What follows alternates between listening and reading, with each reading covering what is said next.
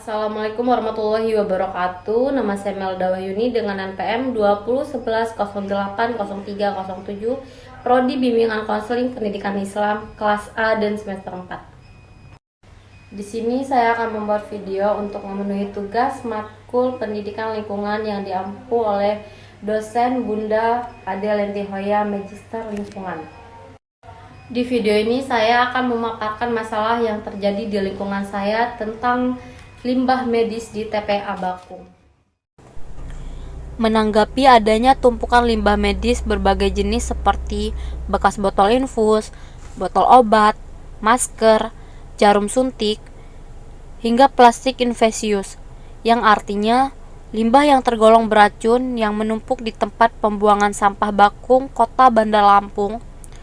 Pihak Rumah Sakit Urip Sumoharjo yang diduga melakukan pembuangan limbah tersebut membantah bahwa tumpukan sampah tersebut bukanlah limbah medis. Melalui Kasbah Kesehatan Lingkungan Rumah Sakit Urip Sumoharjo menyampaikan bahwa sampah yang ditemukan bukanlah limbah medis, melainkan sampah domestik rumah sakit. Ia juga menjelaskan pihak rumah sakit telah melakukan pengolahan limbah medis sesuai aturan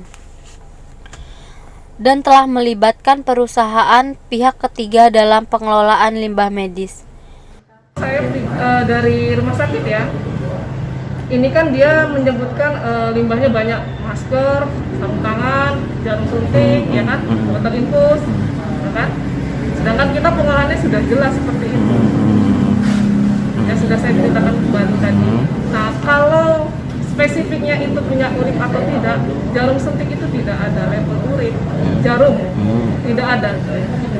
Jarum itu akan ada label pada saat dia baru. Misalnya merek dari pabrikasi A, pabrikasi B. Kalau di jarum suntik tidak ada. Sementara menindaklanjuti temuan tumpukan limbah medis berbagai jenis di tempat pembuangan sampah di TPA Bakung, Kota Bandar Lampung, Wali Kota Bandar Lampung menegur rumah sakit yang telah membuang secara sembarangan limbah medis tersebut. Dalam wawancaranya, Wali Kota Bandar Lampung menyampaikan pihaknya akan melakukan pengawasan ke rumah sakit yang diduga melakukan pembuangan limbah medis di TPA Bakung, Bandar Lampung.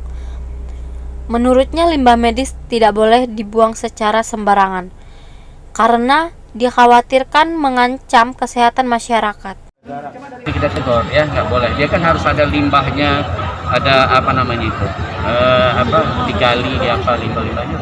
Tapi kalau untuk DLH sendiri Pak, apakah ada kelalaian dari pengawasan DLH? Ya harus kita awasi semua lah. Dengan rumah sakit ini kan ada dari kesehatan itu mengawasi. Dia udah punya ini nggak tempat-tempat pembuangan limbah kesehatan. Ini harus kita lihat. Sebaiknya apa yang dilakukan Pak? Karena ini terus berulang dari Ya, tahun 2008. nggak boleh ulang-ulang ya. Kita tegur bagaimana? Kalau nggak tutup, ya perusahaannya tutup.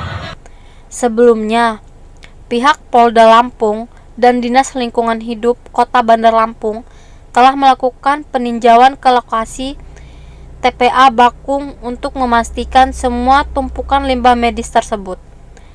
Nantinya, petugas medis akan memanggil pihak rumah sakit untuk dimintai keterangan.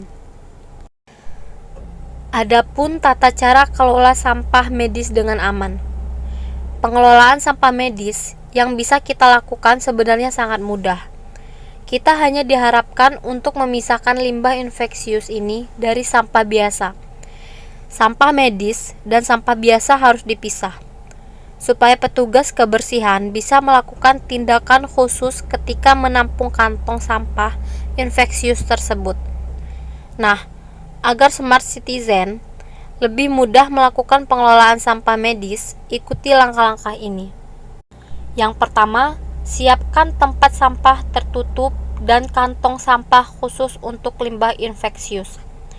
Yang kedua, bila ada suspek dan probel, simpan tempat sampah di dalam satu sudut kamar isolasi. Tapi, posisi tempat sampahnya harus agak jauh dari tempat tidur.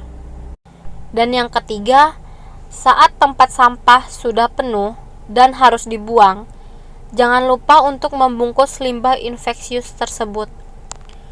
kamu bisa memakai kantong plastik berwarna kuning yang tebal dan plastik sudah tertutup rapat sebelum dibuang.